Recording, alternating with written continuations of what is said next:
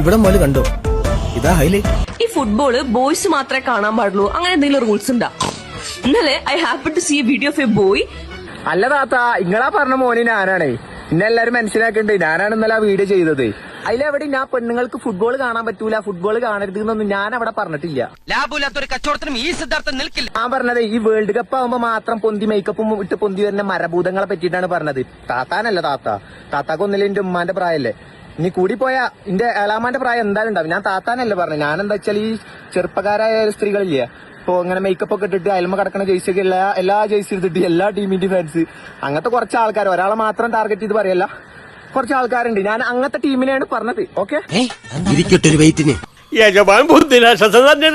ഒരു തേങ്ങ അറിയാതെ ഇങ്ങനെ എന്താ പറയാ, ഞങ്ങൾ റൊണാൾഡോക്ക് അതുണ്ട്, അല്ലെങ്കിൽ ഞങ്ങളെ മെസ്സിക്ക് ഇതുണ്ട് പറയണ പോലെ പറ്റിയിട്ടാ പറഞ്ഞു. ഇവരോടൊക്കെ ഈ പാർട്ട് ഓഫ് ആക്കിയിട്ടൊന്ന് ചോദിച്ചോക്ക്, അറിയൂല. ഞാൻ അങ്ങനത്തെ ആൾക്കാരെ പറ്റിയിട്ടാ പറഞ്ഞേ. എടാ ഗോപാല, ഇനിയിപ്പോ ഞാൻ എന്താ ചെയ്യാ? കൃത്യമായിട്ടൊന്നും പറയാതിരിക്കാം, കിടന്ന് ഉരുളുക. താത്താനല്ലോ, താത്താനല്ലേ. സൊസൈറ്റി നമ്മളെ ഗേൾസിനെ അത് ചെയ്യാൻ പാടില്ല, ഇത് ചെയ്യാൻ പാടില്ല, അയ്യോ അതടങ്ങിക്ക്, അതങ്ങനെ നിങ്ങൾക്കുള്ളതല്ല, ഇങ്ങനൊക്കെ പറഞ്ഞാണ് നമ്മളെ വളർത്തിയിട്ടുള്ളത്. പെണ്ണുങ്ങൾ ബിൽഡാവണതിനൊന്നും മുത്തേ ഞാനൊന്നും പറഞ്ഞിട്ടില്ല. എനിക്കും കുറെ ഫുട്ബോൾ കളിക്കണ ഫ്രണ്ട്സ് ഒക്കെ ഉണ്ട്, ഗേൾസ് ആയാലും കുറെ ഫ്രണ്ട്സ് ഉണ്ട്. നമ്മളും ഈ ഫുട്ബോളിൽ കുറെ കാലം വളർത്തിയതാണ്. എനിക്ക് ഇവിടെ ആരോടെങ്കിലും ചോദിച്ചാൽ എനിക്ക് മനസ്സിലാവും. പക്ഷെ കളിക്കളത്തിലുള്ള നമ്മൾ വളർത്തിയത്. നമുക്ക് ഇതേമാതിരി റൊണാൾഡോക്ക് എത്ര ബാലൻഡ്യൂർ അല്ലെങ്കിൽ മെസ്സിക്ക് എത്ര, അതിൽ ഏതൊക്കെ പ്ലേയേഴ്സ്, അതൊന്നും ചോദിച്ചാൽ എനിക്കറിയില്ല. എനിക്ക് അതിനെ പറ്റി അറിവില്ല. അതുകൊണ്ട് ഞാൻ ഇതിൽ വന്ന് ചിലക്കാനും നിൽക്കലില്ല.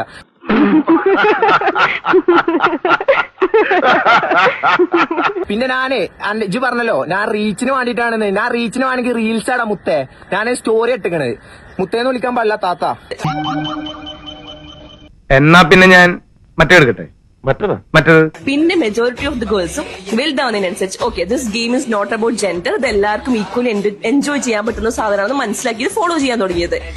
Is that A problem? പിന്നെ ജെൻഡർ പറഞ്ഞിട്ട് വിക്ടിം കാർഡ് കളിക്കണില്ല. നിങ്ങളോടൊക്കെ ചോദിച്ചാൽ നിങ്ങൾ ഈ വുമൻസ് ചാമ്പ്യൻസ് ലീഗ് ഒക്കെ ഇവിടെ നമ്മളെ നാട്ടിൽ നടക്കലുണ്ട്. നിങ്ങൾ എന്തെങ്കിലും സപ്പോർട്ട് ചെയ്യലുണ്ടോ? നിങ്ങൾ എന്തെങ്കിലും സ്റ്റോറി ഇടലുണ്ടോ? നിങ്ങൾ ഇതേപോലെ മേക്കപ്പ് മാറിയിട്ട് വരലുണ്ടോ?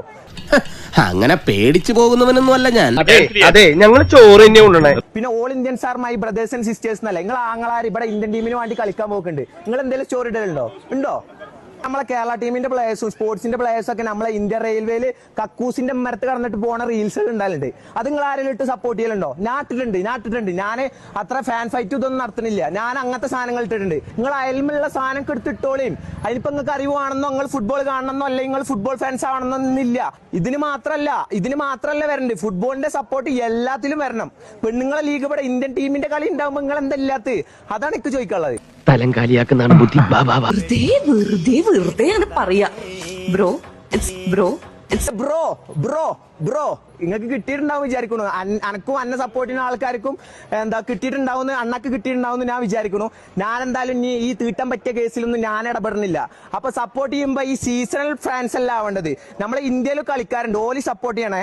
കോളടിച്ചില്ലേ, സന്തോഷമായല്ലോ. എന്റെ ഏറ്റുമാനൂരപ്പാ, ഇനി എന്തൊക്കെ കോടാലിയാണോ വരാനിരിക്കുന്നത്? അപ്പോ ഞങ്ങൾ പോയിട്ട് ഇനിയും വരാം. ആയിക്കോട്ടെ.